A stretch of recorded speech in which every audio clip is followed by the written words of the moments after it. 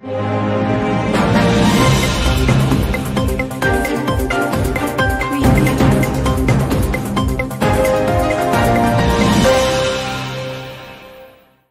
To news 9 TV. నేను మీ Satya. Today speed news.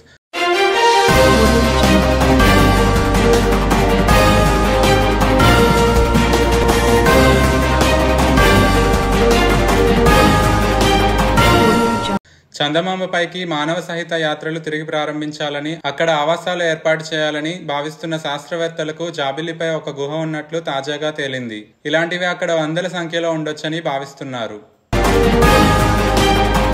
America అధ్యక్షుడి పదవికి రిపబ్లికన్ పార్టీ అభ్యర్థిగా డొనాల్డ్ ట్రంప్ పేరుకు ఆమోదం లభించింది. సోమవారం మిల్వాకీలో జరిగిన పార్టీ అధ్యక్ష సమావేశంలో ప్రతినిధులంతా ఆయన అభ్యర్థిత్వాన్ని సమ్మతించారు.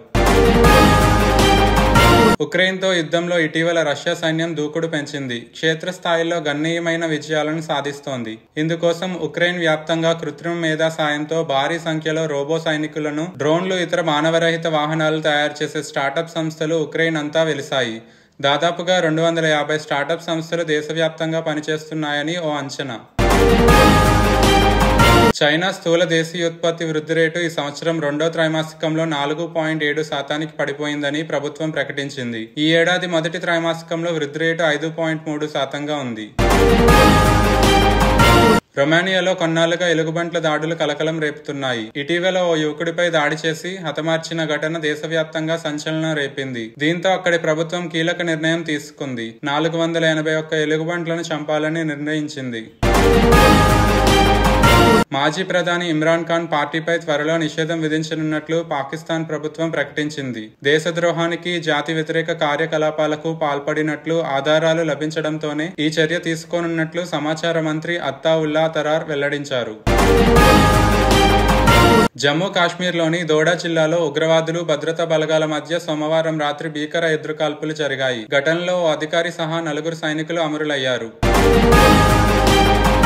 ఆదాయానికి మించిన ఆస్తుల కేసులో తనపై సిబిఐ దాఖలు చేసిన ఎఫ్ఐఆర్ను సవాల్ చేస్తూ కర్ణాటక ఉప ముఖ్యమంత్రి, కాంగ్రెస్ సీనియర్ నేత డీకే శివకుమార్ వేసిన పిటిషన్ను సోమవారం సుప్రీంకోర్టు కొట్టివేసింది.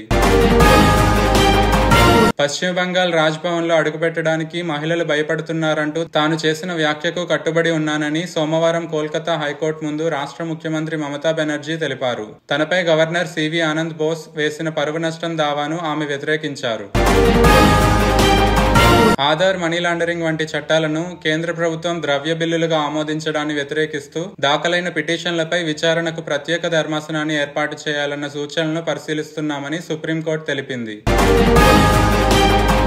జాతీయ భద్రతా ఉపసలహాదారుగా ఇప్పటి వరకు బాధ్యతలు నిర్వహించిన విక్రమ్ మిస్రీ ఇకపై విదేశీ వ్యవహారాల శాఖ కార్యదర్శిగా కొనసాగనున్నారు. 1989 బ్యాచ్ ఇండియన్ ఫారెన్ సర్వీస్ అధికారి అయిన మిస్రీకి చైనా సంబంధిత వ్యవహారాల్లో మంచి పట్టుంది.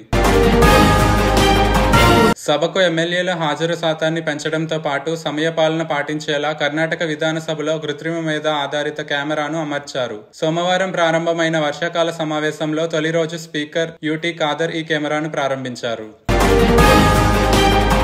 మహారాష్ట్రలో ట్రైనీ ఐఏఎస్ పూజా కేట్కేర్ పై నెలకొన్న వివాదం రోజురోజుకి ముదురుతోంది. తప్పుడు ధృవీకరణ పత్రాలు సమర్పించి ఎంబీబీఎస్ లో చేరినట్లు ఆరోపణ. మీడియా ట్రయల్లో నన్ను దోషిగా చూపించడం తప్పు అని ట్రైనీ ఐఏఎస్ అధికారి పూజా కేట్కేర్ మీడియా ముందు వాపోయారు.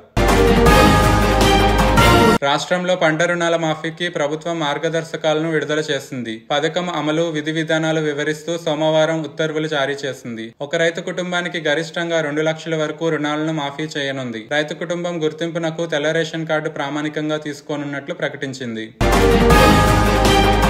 కాళేశ్వరం ఎత్తిపోతల పథకంలోని బ్యారేజీ నిర్మాణానికి సంబంధించిన అనుమతులు, దస్తాల ఆమోదం విషయంలో విధానపరమైన నిర్ణయాల్లో ఎలాంటి పాత్ర పోషించారంటూ పలువురు ప్రస్తుత, మాజీ ఐఏఎస్ అధికారులను జస్టిస్ పిసి ఘోష్ కమిషన్ ప్రశ్నించినట్లు తెలుస్తోంది. జాతీయ నదుల అనుసంధానం ప్రాజెక్టులో గోదావరి కావేరీ లింక్ 2 కింద జాతీయ నీటి అభివృద్ధి సంస్థ NWDA కొత్త ప్రతిపాదన తెరపైకి తీసుకొచ్చింది. గోదావరి నుంచి నేరుగా కావేరికి నీటిని తరలించకుండా ఛత్తీస్గఢ్ రాష్ట్రంలో ఇంద్రావతి నదిపై బ్యారేజీలు నిర్మించి అక్కడి నుంచి తరలించాలని ప్రతిపాదించింది. కాంగ్రెస్ అగ్రనేత రాహుల్ గాంధీ నాయకత్వంలో వరంగల్లోనే రైతు డిక్లరేషన్ చేశామని, అవన్నీ అమలు చేస్తున్నామని రాష్ట్ర ఉప ముఖ్యమంత్రి మల్లు భట్టు విక్రమార్క తెలిపారు. ఎస్సీ ఎస్టీ వర్గాలకు చెందిన డ్వాక్రా మహిళలకు ఆర్థిక స్వావలంబనగా ఏపీ రాష్ట్ర ప్రభుత్వం కీలక నిర్ణయం తీసుకుంది. ఇప్పటి వరకు ఈ పథకం కింద వారికి ఇచ్చే 0 వడ్డీ రుణాల పరిమితిని 2 లక్షల నుంచి 5 లక్షలకు పెంచింది.